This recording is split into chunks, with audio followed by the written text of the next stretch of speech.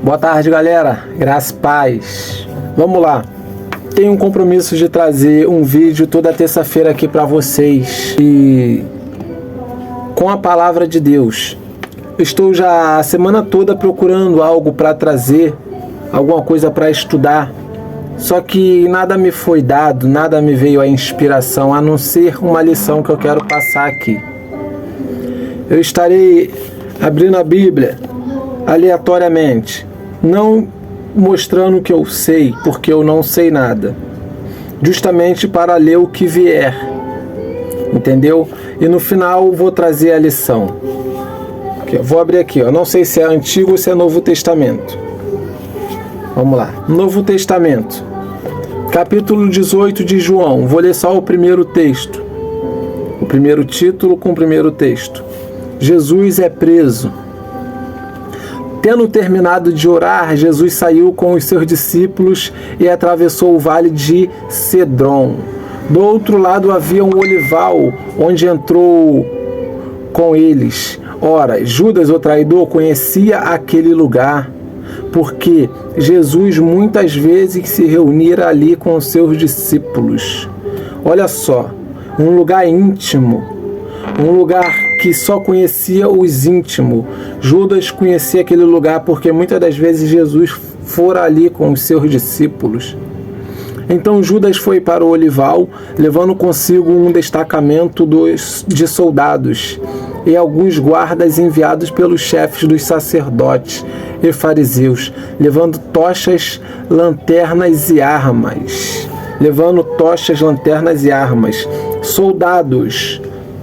Soldados enviados pelos sacerdotes e fariseus, ou seja, religiosos. Não foi nem o imperador, não foi nem o governador, não foi nem o sistema político, foi o próprio sistema religioso que mandou os soldados ir buscar Jesus, junto com Judas que o traiu.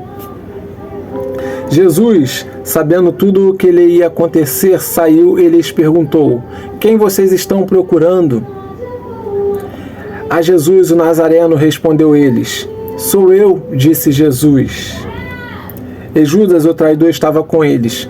Quando Jesus disse sou eu, eles recuaram e caíram por terra. Como assim recuaram e caíram por terra? Abre os olhos espirituais e você vai conseguir ver. Com os soldados, com Judas, estava vindo demônios com eles. Nem demônio, nem homem nenhum tem o poder de tocar em Jesus. Jesus mesmo disse, eu mesmo dou a minha vida, ninguém a tira de mim. Então quando ele disse, sou eu, é como se Deus estivesse falando, eu sou. Diante de Jesus os demônios se prostram, os inimigos se prostraram naquele dia, como está relatado, e se prostrará naquele grande dia.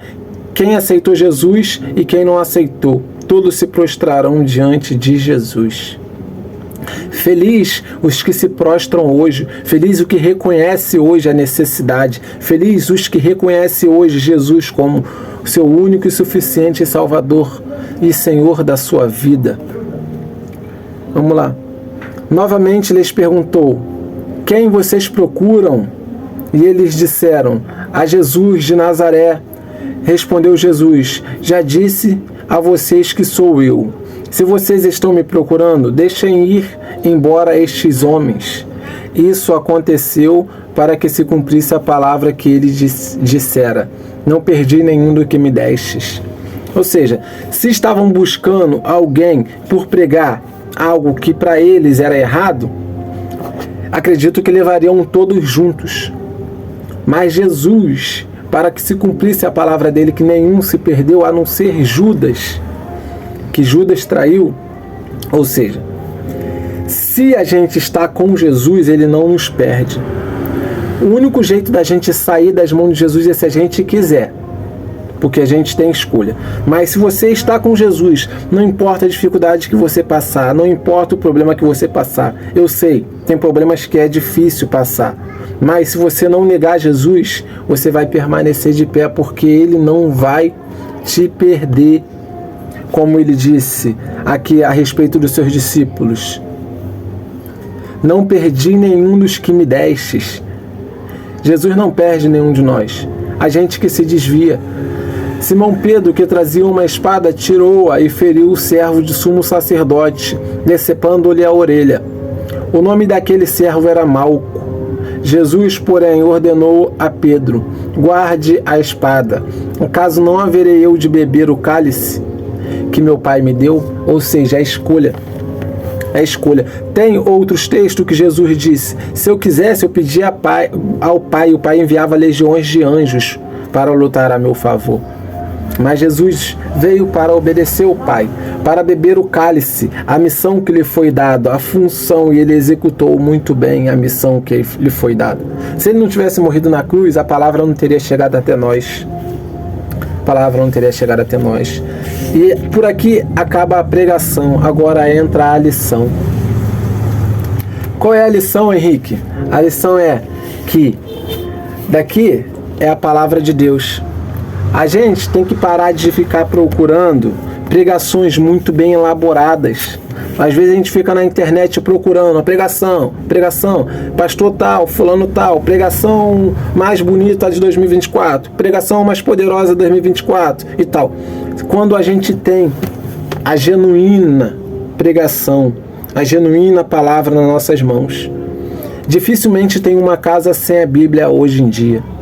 E dificilmente tem alguém que queira ter a Bíblia e não tem. Porque se você realmente quer e não tem, chega para algum pastor, chega para algum obreiro, algum missionário: poxa, eu quero tanto ter uma Bíblia, eu não tenho. Você tem realmente dificuldade de comprar. Certamente que alguém vai te dar uma Bíblia. Ou uma Bíblia que está guardada e não usa, ou uma Bíblia que ele usa, ou até mesmo comprar uma Bíblia para te dar. Ou seja, acesso à Bíblia a gente tem, só que a gente não quer ter o trabalho de ler. Como pode?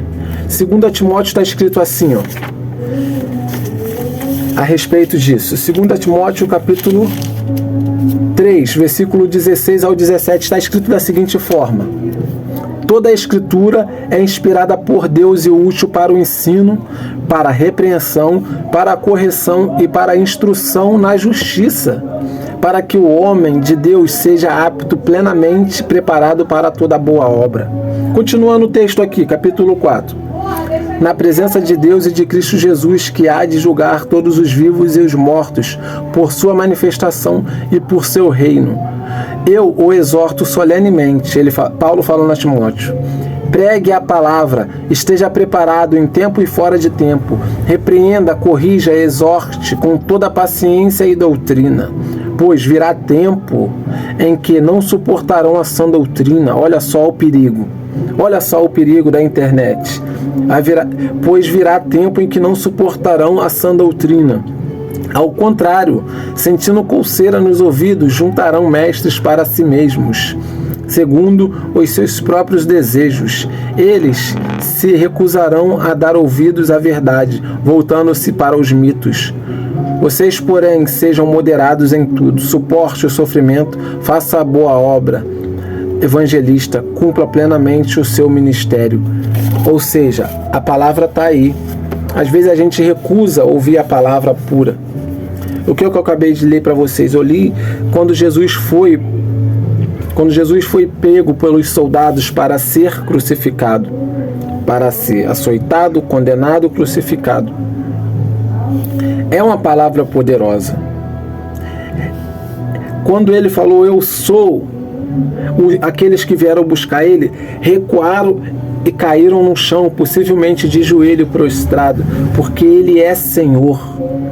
Quem consegue imaginar um mundo espiritual naquela ocasião consegue ver os demônios e consegue ver Jesus na sua autoridade no mundo espiritual. Como ele mesmo disse: ninguém tira a minha vida de mim, eu mesmo a dou. Tudo isso está escrito. Eu não te disse nada além do que está escrito. Se essa não é a melhor palavra que eu posso te dar, eu não sei qual palavra eu posso dar. Se essa não é a melhor palavra que você pode buscar, eu não sei qual é a melhor palavra que você pode buscar. Tá bom?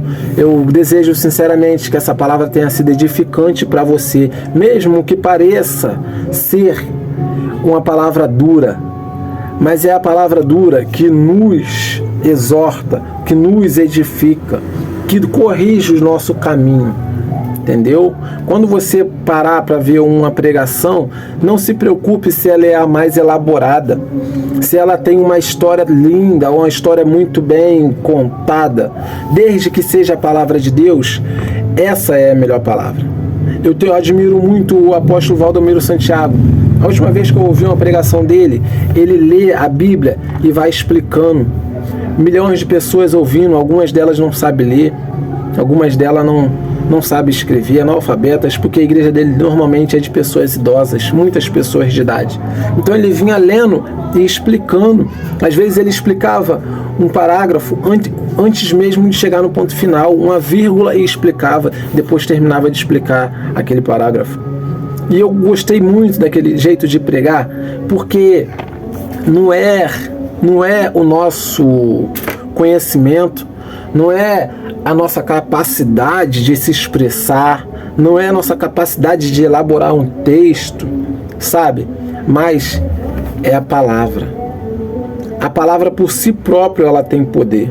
Se você tem uma Bíblia em casa, abre ela, lê, entendeu? Quando você for para a igreja, leva a Bíblia na mão. É importante você levar a Bíblia na mão. Além do testemunho que você dá para as pessoas, você se exercita na leitura. Tá bom? Eu acho que eu vou encerrar por aqui. O vídeo já está ficando grande. Grande abraço. Fica com Deus.